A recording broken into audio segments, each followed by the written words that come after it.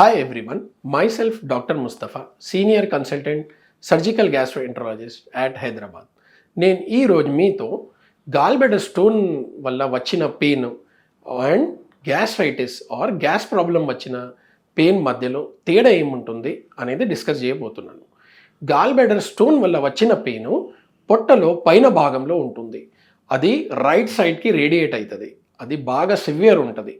యూజువల్గా oily food ఎక్కువ తీసుకున్న తర్వాత స్టార్ట్ అవుతుంది అండ్ కంటిన్యూస్గా ఒక 3 to 4 hours సివియర్గా ఉండి ఎనాల్జెసిక్ తీసుకుంటే మెల్లగా తగ్గుతుంది.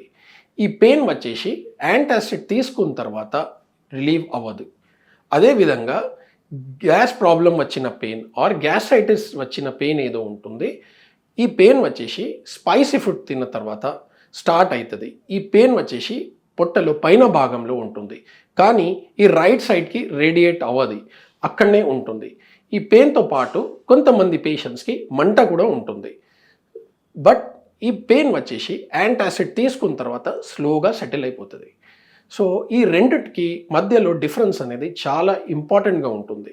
ఈ అప్పర్ అబ్డామన్లో పెయిన్ వచ్చిన తర్వాత మీకు దగ్గరున్న డాక్టర్ దగ్గరికి వెళ్ళి ఇమీడియట్గా కన్సల్ట్ అవ్వాలి.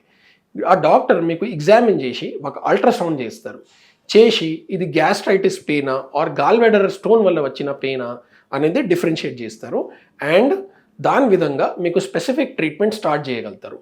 మీరు ఈ పెయిన్ని నెగ్లెక్ట్ చేస్తే దీంతో వచ్చిన కాంప్లికేషన్స్ కొన్ని సీరియస్గా ఉంటాయి. సో అది రాకముందు ఇమీడియట్గా వెళ్ళి కన్సల్ట్ అవ్వడం అనేది ఒక సేఫ్ ఆప్షన్. Thank you.